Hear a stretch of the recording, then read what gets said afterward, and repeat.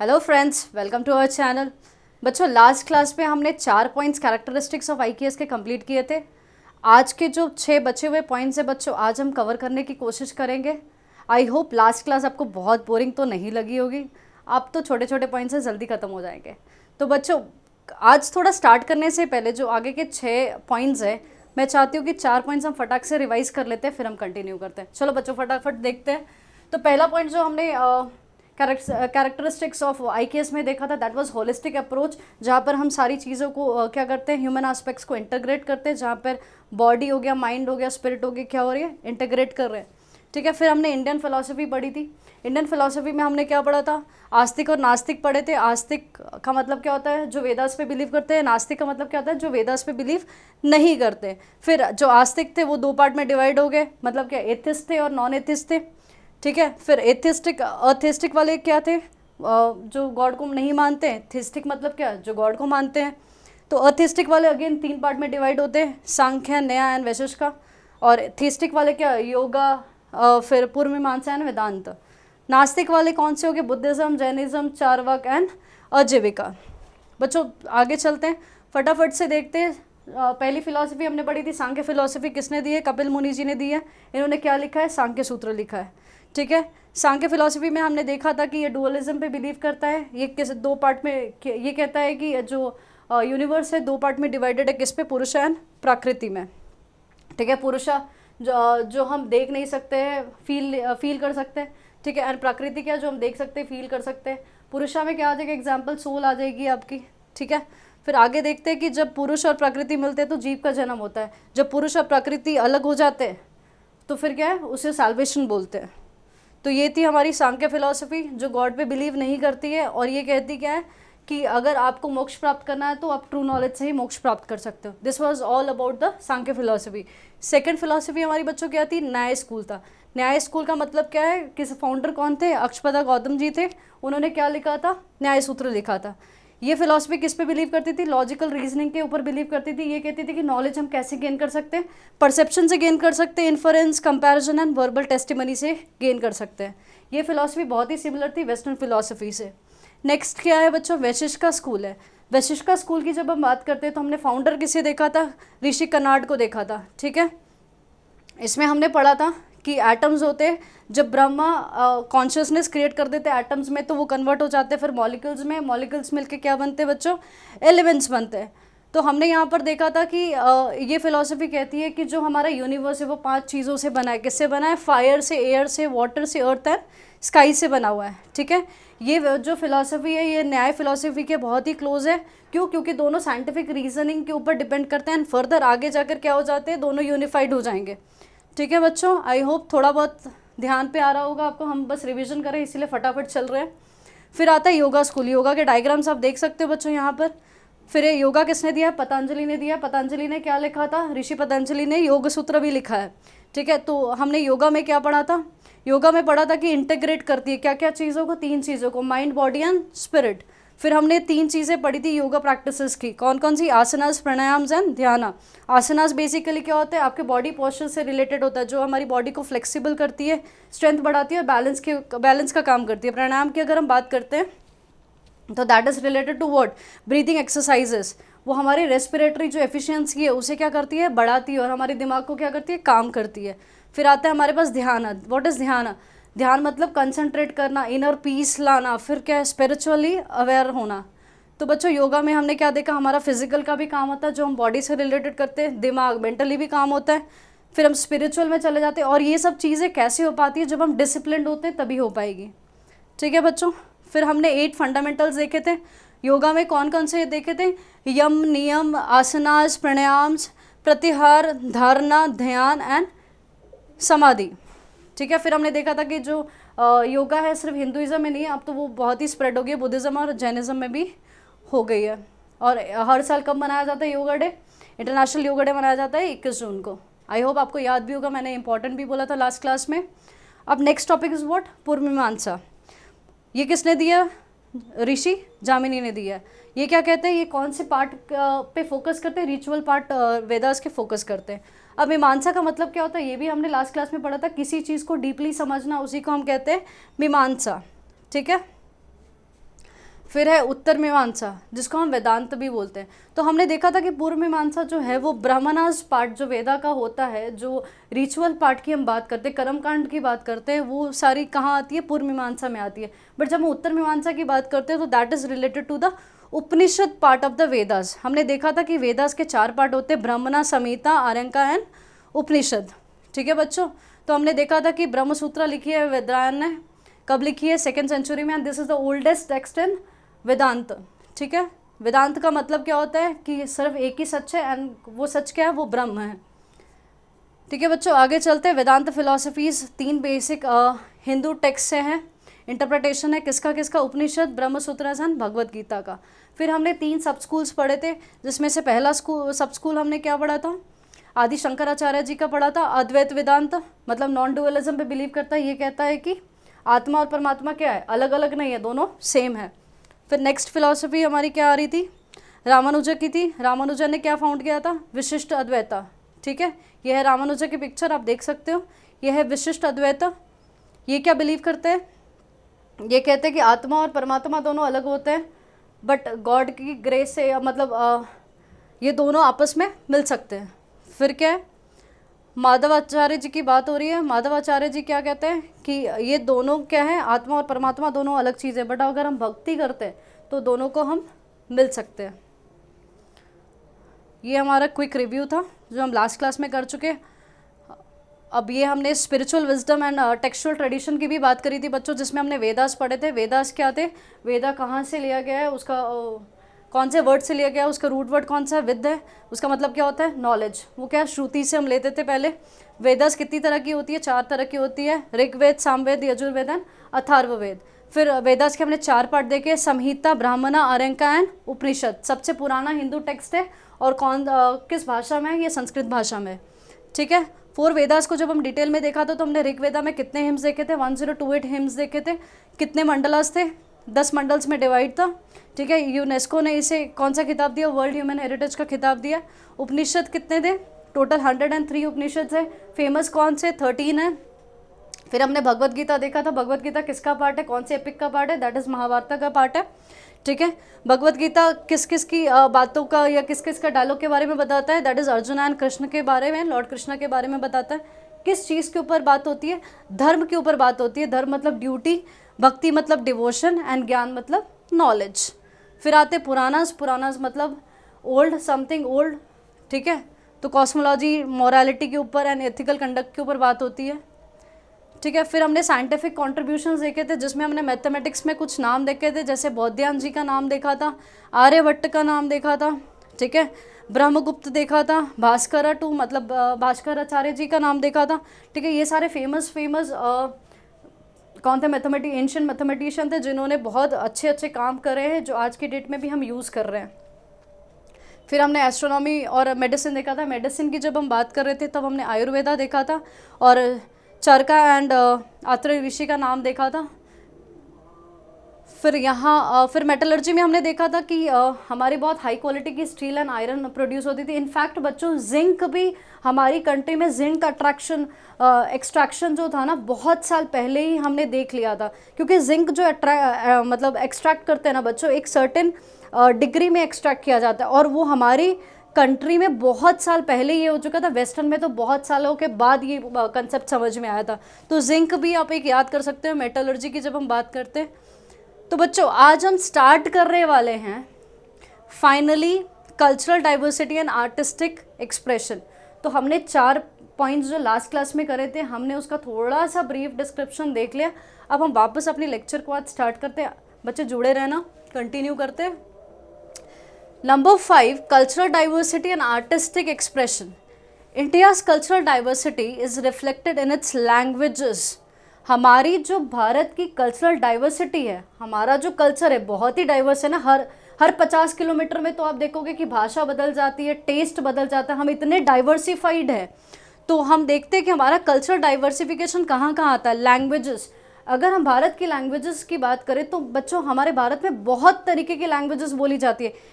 हिंदी, पंजाबी, मराठी, गुजराती, उड़िया, बंगाली, और भी तरह तरह की, तमिल हो गया, तेलुगु हो गया, बहुत तरह की भाषाएं बोली जाती है। अगर हम ऑफिशियली बात करें तो हमारी 22 ऑफिशियल लैंग्वेज बोली जाती है हमारे भारत पे। हमारे बहुत सारे ट्रेडिशंस हैं, कस्टम्स हैं एंड आर्टिस्टिक एक्सप्रेशंस हैं। The arts players sorry the arts play a significant role in Indian culture encompassing.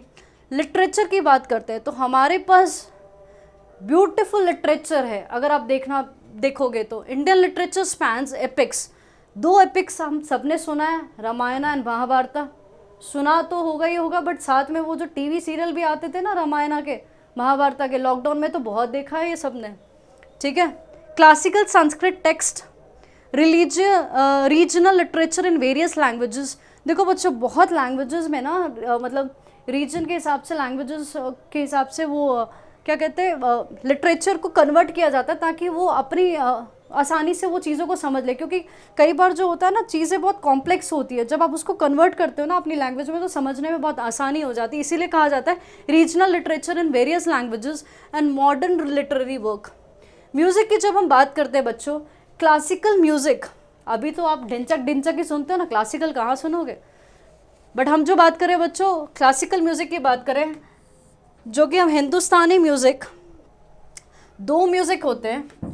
हिंदुस्तानिक music की जब हम बात करते हैं, ये नॉर्थ इंडिया की बात करते हैं। एक होता है कर्नाटक म्यूज़िक जो कि साउथ इंडिया में है। ठीक है, और जब म्यूज़िक की बात करेंगे तो बच्चों राग और ताल तो होंगे ही है ना, तभी तो म्यूज़िक का आनंद भी आएगा। ठीक है, तो रागस किसके कहते हैं, इंट्रिकेट मेलोडीज़ को कहते हैं, और रिदमिक पैटर्न्स को हम क्या कहते हैं, ताल कहते हैं। डांस, हमारे भारत में आप देखोगे तो फोक डांसेस आपने सुना ही होगा, भरतनाट्यम हो गया, ठीक है, कथक हो गया, ओडिसी हो गया, कुचिपुड़ी हो गया, मणिपुरी, विच कॉम्बाइन एक्सप्रेसिव मूवमेंट्स। आप देखोगे ना, अगर आप डांस के शौकीन हो, वो आजकल का वेस्टर्न डांस नहीं, ठीक है, अभी जो 3-2 वाला डांस नहीं, हम जो बात कर रहे हैं ना बच्चों, वो हम डांस की बात कर रहे हैं जो फोक डांसेस होते हैं। ठीक है, जब ये सारे डांस फॉर्म आप देखोगे ना तो आप इनका फेशियल एक्सप्रेशन देखना, ऐसे लगता है ये कुछ बता रहे हैं। ठीक है, तो which combines expressive movements with story telling and spiritual themes. अब बच्चों आप लोगों का एक काम है, ये जितने नाम हम पढ़ रहे हैं ना, भरतनाट्यम, कथक, ओडिसी, कुचिपुड़ी, मणिपुरी, आप कमेंट बॉक्स में लिख के ज़रूर बताना कि ये सारे डांसेस कहाँ के हैं। ठीक है, I will be waiting for the same. Next हम पढ़ते हैं बच्चों विजुअल आर्ट। विजुअल आर्ट का मतलब क्या है, जो हम देख पा रहे हैं आर्ट वही है क्या, स्कल्पचर्स, डिफरेंट पेंटिंग्स है हमारे इंडिया में, architecture, monuments, forts, palaces, different palaces आपको देखने को मिलेंगे, फोर्ट्स देखने को मिलेंगे। ठीक है, मॉन्यूमेंट्स हैं, traditional crafts that reflected aesthetic beauty. ये सारे क्या है, ब्यूटी तो है, स्पिरिचुअल सिंबलिज्म ही तो है। ठीक है, आपको आर्किटेक्चर वर्क हमारे अंदर यहाँ पर बहुत ही सुंदर है बच्चों। बहुत सारी साउथ में अगर आप मंदिर जाओगे ना तो वो एक ही स्टोन के बने हैं, आप जब उसके आर्किटेक्चर देखोगे ना आप बोलोगे यार ये कैसा पॉसिबल है। ठीक है, ऐसे बहुत सारे आपको पैलेसेस भी देखने होंगे। एमपी में भी बहुत फेमस पैलेसेस है, फोर्ट्स, मॉन्यूमेंट्स भी देखने को मिलेंगे।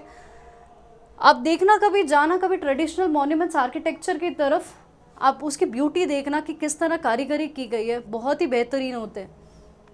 फिर आता है हमारा next point number 6, yoga and meditation practices. Yoga and meditation, ये फिर से आ गया पॉइंट, अभी हम पढ़ के आए हैं। India is revered as the birth place of yoga. Yoga का बर्थ प्लेस क्या है हमारे पास, भारत ही तो है। A spiritual and physical discipline aimed at integrating mind, body and spirit. किसका इंटीग्रेशन है, माइंड का, बॉडी का एंड स्पिरिट। अब तक तो याद हो जाना चाहिए यार। योगा प्रैक्टिसेस इंक्लूड आसनास। आसनास का मतलब क्या है, फिजिकल पॉस्चर्स, फ्लेक्सिबिलिटी, स्ट्रेंथ और बैलेंस करता है। प्राणायाम्स की अगर हम बात करते हैं, breathing exercises enhance what, respiratory efficiency.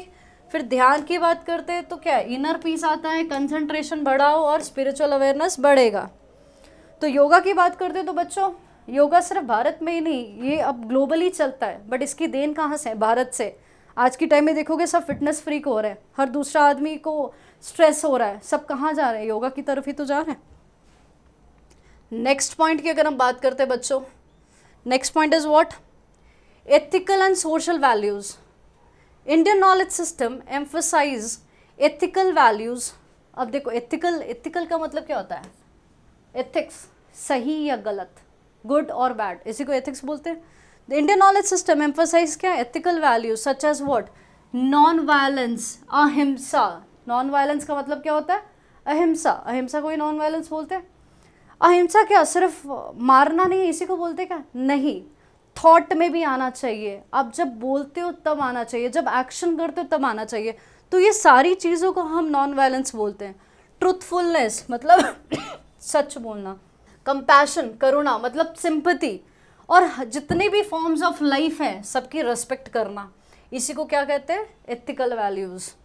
These values are embedded in, ये सारी की सारी जो हम वैल्यूज़ पढ़ रहे हैं ना, नॉन वायलेंस पढ़ा, सत्य पढ़ा, करुणा पढ़ा, ये सारी की सारी हमें कहाँ मिलती है? कल्चरल प्रैक्टिसेस में होती है। जितनी रिलीजियस टीचिंग्स है वो भी तो हमें यही बोलती है ना, भैया सत्य बोला करो, नॉन वायलेंस को सपोर्ट करते हैं। ठीक है। Influencing what? Social behaviour and interpersonal relations. तो ये बेसिकली ये सारी चीज़ें मिलाकर क्या करेगा? सोशल बिहेवियर में चेंजेस लेकर आएगा। और जो इंटरपर्सनल रिलेशंस होते हैं, ठीक है, आपस में जो संबंध होते हैं उसे भी तो इम्प्रूव करेगा ना। मारपीट करोगे तो कहाँ से इम्प्रूवमेंट होगी? Next is education and transmission of knowledge. Transmission of knowledge का मतलब क्या होता है? नॉलेज को पास करना। आपने एक पिक्चर कभी देखी होगी, आपने देखा होगा कि गुरु एक ऊपर वाली जगह पे बैठे होते हैं, नीचे बच्चे बैठे होते हैं, शिष्य नीचे बैठे होते हैं, और उनको क्या ओरली क्या दिया जा रहा है? ज्ञान दिया जा रहा है, नॉलेज पास की जा रही है। वही होता है transmission of knowledge. Traditionally knowledge in India was transmitted through what? Oral tradition. कैसे ट्रांसमिट की नॉलेज को कैसे ट्रांसमिट किया जाता था? ज्ञान कैसे दिया जाता था? ओरली दिया जाता था। जहाँ पर क्या गुरुज किसे कहते हैं? टीचर्स को। वो क्या करते थे? टीचिंग्स देते थे। किसे? डिसाइपल्स को, मतलब शिष्य को। गुरु क्या कर रहा है? शिष्य को क्या दे रहा है? ज्ञान दे रहा है। कहाँ पर? आश्रम्स में। आप आश्रम्स बोलो या फिर आप गुरुकुल्स बोलो। गुरुकुल्स का मतलब क्या होता है? ट्रेडिशनल, वो कहते हैं ना रेसिडेंशियल स्कूल्स, उसे हम गुरुकुल्स कहते हैं। फिर आश्रम्स होते थे। वहाँ पर क्या होता था कि गुरुकुल सिस्टम में क्या होता था कि बच्चे जो होते थे वो गुरु के घर में जाकर विद्या लेते थे। तो वहाँ पर क्या होता था कि जो शिष्य है वो नीचे बैठेंगे, गुरु क्या है वो ऊपर बैठेंगे, और वो ओरली क्या कर रहे हैं? उनको ज्ञान दे रहे हैं। और ये जो ज्ञान है ये बहुत डीप लर्निंग क्रिएट करता था। ठीक है। स्पिरिचुअली बहुत एजुकेट होते थे, मेंटली बहुत एजुकेट होते थे। This intimate teacher student relationship fostered what? ये जो रिलेशनशिप थी टीचर की, ये क्या होती थी? डीप लर्निंग क्रिएट कर रहे थे, और स्पिरिचुअली क्या हो रहे थे बच्चों? ग्रो कर रहे थे। तो हमने क्या देखा कि जो गुरु और शिष्य वाली जो बात होती थी, यहाँ पर नॉलेज तो ट्रांसफ़र हो रहा था, इससे क्या हो रही थी? डीप लर्निंग हो रही थी, मतलब डेप्थ में बच्चे चीज़ें समझ रहे थे, और क्या स्पिरिचुअली भी ग्रो कर रहे थे। ठीक है। आई होप बच्चों ये पॉइंट बहुत क्लियर हो गया आप लोगों को। Next point is what? Point number 9, impact on legacy. The Indian knowledge system has had a profound impact on not only with in India but globally. इसका इम्पैक्ट का सिर्फ भारत में ही नहीं था। हमारी जो संस्कृति है, हमारी जो फिलॉसफीज़ हैं, वेदांता है, योगा है, ये आप देखोगे ना सिर्फ भारत पे ही नहीं चलती, ये बाहर पे भी लोगों पे स्प्रेड है। बाहर भी लोग बहुत इसके ऊपर रिसर्च कर रहे हैं। Its contribution to philosophy, mathematics, medicine and spirituality have influenced what? किसको किसको इन्फ्लुएंस किया? स्कॉलर्स है, साइंटिस्ट है, फिलोसफर्स है, पूरे दुनिया भर के सबको हमारी जो संस्कृति है वो क्या करी है? इन्फ्लुएंस की है। Concept such as yoga, Ayurveda and decimal system have left an indelible mark on human civilisation. अगर हम योगा वगैरह की बात करते हैं, योगा, आयुर्वेदा, डेसिमल सिस्टम, ये सारी चीज़ें अगर आप देखोगे ना तो बहुत ही रिमार्केबल चीज़ें, आज भी ये चीज़ें यूज़ होती है, ना कि सिर्फ भारत में, पूरे ऑल ओवर वर्ल्ड बच्चों ये चीज़ें यूज़ होती है। The very last point is modern relevance and adaptation. आज के समय में इसका रेलिवेंस क्या है वो हम देखते हैं। In current times India continues to draw from its ancient knowledge system. आज के समय में भी अगर देखा जाए तो हम लोग क्या कर रहे हैं? कंटिन्यूसली जो हमारी पुराना ज्ञान है हम उससे कुछ सीख रहे हैं, while adopting to modern challenges and opportunities. पुराना ज्ञान जो है वो तो हम यूज़ कर रहे हैं ताकि जो अपकमिंग हमारे में प्रॉब्लम्स है, पुराने ज्ञान को मॉडर्न के साथ मिलाकर जो प्रॉब्लम्स अपकमिंग आ रही है हम उसे सॉल्व कर सकें, ठीक है। Ayurveda and yoga have gained popularity globally for their holistic approach to health and wellbeing. जब हम आयुर्वेदा एंड योगा की बात करते हैं तो इन्होंने ना तो इंडिया में ही नहीं बल्कि पूरे ऑल ओवर वर्ल्ड पे इनका बोलबाला है for what, health and wellbeing के लिए। India scientific and technological advancement continue to build upon its rich legacy contribute to global innovation. अगर हम इंडिया की टेक्नोलॉजिकल एडवांसमेंट की बात करते हैं तो क्या है, ये बहुत ही रिच लेगेसी है बच्चों हमारे पास, और आज भी ये ग्लोबल इनोवेशन और डेवलपमेंट में क्या कर रहा है, हेल्प कर रहा है। तो हमने पढ़ा है ना कि फेमस मैथमेटिशियंस देखे, हमने कितने अच्छे कॉन्ट्रीब्यूशंस देखे हैं मैथमेटिक्स में, एस्ट्रोनॉमी में, साइंस में, हमने हर पार्ट में, अगर आप हिस्ट्री चेक करोगे ना बच्चों, हमने हर पार्ट में एक्सेल किया है। हमें अपना भारत ज्ञान तो नहीं पता है, हम इसीलिए ये सब्जेक्ट कंपलसरी भी बनाया गया है क्योंकि हम सिर्फ मॉडर्न चीज़ों की तरफ जा रहे हैं और हमारी जो संस्कृति हम उसे छोड़ते जा रहे हैं। यही रियलाइजेशन की वजह से बच्चों ये सब्जेक्ट हमें इस बार से ऐड हुआ और that is a compulsory subject for everyone. तो बच्चों इसका कंक्लूजन हम एक बार पढ़ लेते हैं और फिर हम लेक्चर आज का एंड करते हैं। The Indian knowledge system is a treasure trove of wisdom spanning philosophical insights, scientific discoveries. हमने क्या क्या देखा कैरेक्टरिस्टिक्स में सॉरी, फिलोसफिकल इंसाइट्स देखे थे ना, डिफरेंट स्कूल्स ऑफ थॉट्स देखे थे, साइंटिफिक डिस्कवरीज भी देखी है, आर्टिस्टिक एक्सप्रेशंस हमने जहाँ पर डांस, म्यूजिक, स्कल्पचर्स के बारे में बात किया, and cultural traditions. It's holistic approach, holistic approach हमने देखा था ना, integrating all aspects of human beings. Spiritual depth हमने देखा है जब हम योगास की बात कर रहे थे, and practical applications continue to inspire and rich humanity. ये सारी चीज़ें क्या कर रही है, कंटिन्यू हमें इंस्पायर कर रही है और हमारी ह्यूमैनिटी को रिच बनाते जा रही है। एनरिच मतलब ज़्यादा से ज़्यादा बढ़ा रही है, fostering a deeper understanding of life's mysteries and the interconnectedness of all existent. अब हम ज़्यादा से ज़्यादा अपनी लाइफ की मतलब मिस्ट्रीज़ को समझ पाएंगे और इंटरकनेक्शंस जो भी हैं एग्जिस्टेंस के, वो सारी चीज़ों को हम बच्चों समझ पाएंगे। तो आज का लेक्चर यही तक है बच्चों, आज हम इस क्लास को एंड करते हैं। आई होप आपको सब कुछ समझ में आया होगा। फिर भी कोई डाउट है, कुछ ऐसी चीज़ है जो रह गई हो, आप कमेंट बॉक्स में कमेंट ज़रूर करें। बच्चों आपको मिलते हैं अगले लेक्चर में एक नए टॉपिक के साथ। Thank you so much.